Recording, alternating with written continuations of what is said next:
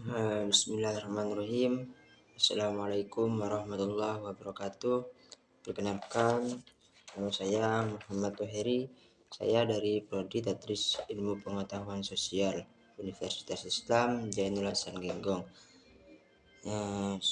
Yang saya hormati dosen pengampu, yakni Ustazah Nining, dan tidak lupa pula kepada teman-temanku yang senasib seperjuangan. Di sini saya akan menyampaikan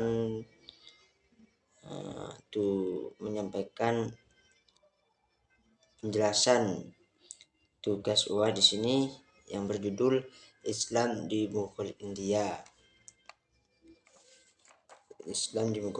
Dan di sini ada beberapa materi yang saya akan sampaikan. Yang pertama, di sini ada beberapa kemajuan dan keilmuan pada masa dinasti Abbasiyah. Nah, di sini yang pertama ada bidang politik dan administrasi pemerintahan. Yang pertama, yang kedua ada bidang ekonomi, yang ketiga ada bidang agama, yang keempat atau yang terakhir di sini ada bidang seni. Yang pertama barusan itu ada bidang politik dan administrasi pemerintahan. Nah, maksudnya di sini pada masa Akbar terbentuknya landasan internasional dan geografis bagi kekuatan imperiumnya yang dijalankan oleh elit militer dan politik yang pada umumnya itu terdiri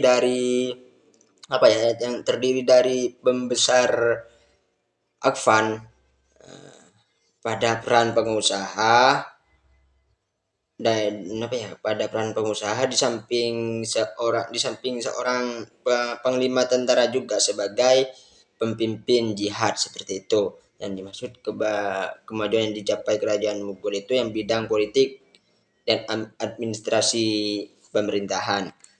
Selanjutnya di sini ada bidang ekonomi. Ya, ada bidang ekonomi. Nah, maksudnya itu yang pertama terbentuknya sistem pemberian pinjaman terbentuknya sistem pemberian pinjaman bagi usaha pertanian dalam bidang keekonomian. Selanjutnya adanya sistem pemerintahan lokal yang digunakan untuk mengumpulkan hasil pertanian dan melindungi petani. Setiap perkampungan itu petani dikepalai oleh seorang pejabat lokal yang dinamakan muqaddam atau batil. Yang mana kedudukan yang istimewa yang dimilikinya dapat diwariskan ketanggung-jawaban kepada atasnya untuk menyetorkan penghasilan dan menghindarkan tidak kejahatan.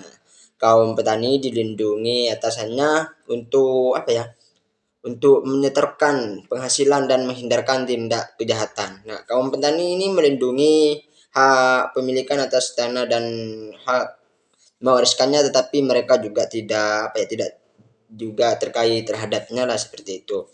Yang dimaksud dengan bidang keekonomian.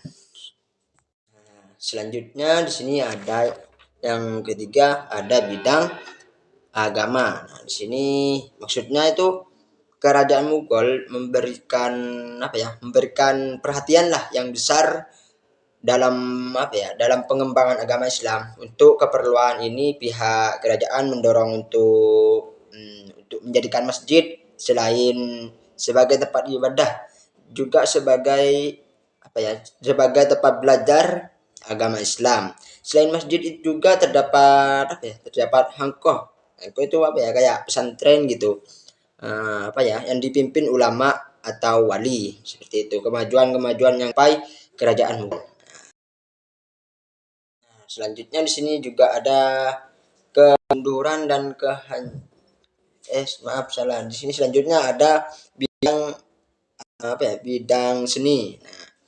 Nah, yang dimaksud bidang seni apa ya? Munculnya beberapa beberapa beberapa karya sastra tinggi sepertinya Patmayat yang yang mengandung dan kebijakan Asia gubah gubah seorang penyair itu dapat menulis menulis Akbar,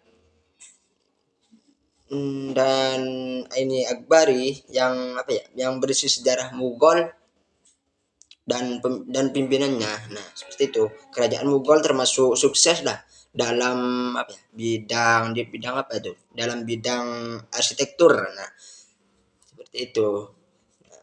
Taman-taman kreasi Mughal menonjolkan gaya campuran yang harmonis. Nah, yang harmonis antara Asia Tengah, antara Asia Tengah, Persia Timur Tengah dan dan lokal. Itu yang dimaksud bidang budaya dan seni.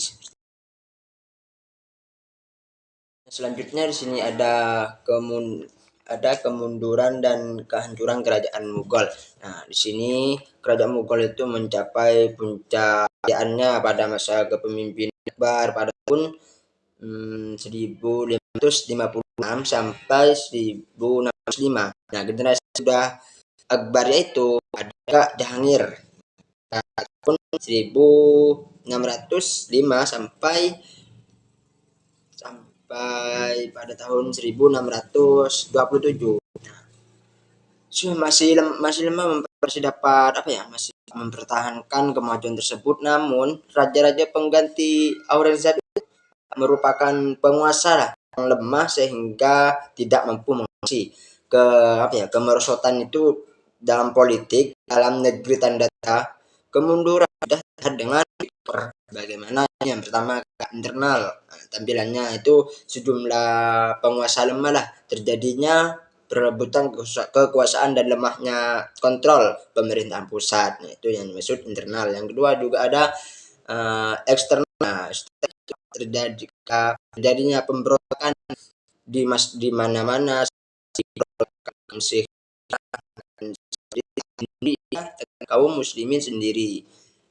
Definisi Inggris diduga sebagai faktor pendorong kehancuran Mughal pada waktu itu mengalami kerugian untuk menutupi kerugian dan sekaligus memenuhi kebutuhan. Nah, sekaligus memenuhi kebutuhan.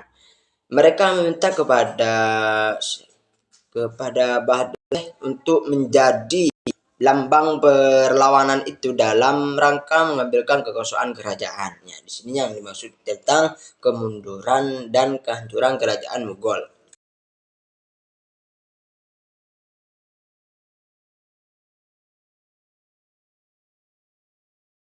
Nah, selanjutnya di sini ada faktor-faktor kerajaan Mughal yang itu ada 4. Nah, di sini kehancurannya pada tahun 1858 Masehi. Ada pertama itu terjadinya stagnasi. Di sini ada stagnasi yang pertama. Dalam pembinaan kekuatan militer sehingga sehingga itu di wilayah Pandai tidak dapat tidak segera dipantau lah oleh kekuatan maritim Mughal. Yang kedua ada kemerosotan moral. Kemerosotan moral dan hidup mewah di kalangan politik yang mengakibatkan pemborosan dalam penggunaan uang negara. Seperti itu yang dimaksud kemerosotan moral. Nah, yang selanjutnya yang ketiga di sini ada kurang cakapnya pemerintahan, kayak pendekatan Aurangzeb lah yang terlampau. Maksudnya ini kasar, yang dimaksud kurang cakapnya pemerintahan dalam melaksanakan ide-ide puritan itu dan kecenderungan ekstensinya itu sehingga konflik antar agama sangat sukar diatasi oleh seperti itu. Terakhir sini ada semua sultan pewaris. Nah, sultan pewaris ini apa ya? Kayak kerajaan lah pada para terakhir adalah apa ya? Orang-orang lemah dalam bidang kepemimpinan seperti itu. Nah, hanya ini yang bisa saya sampaikan. Apabila ada tutur kata yang kurang berkenan, saya mohon maaf yang sebesar-besarnya. Akhirul kalam, Allahumma fiqil aqwamit thariq. Assalamualaikum warahmatullahi wabarakatuh.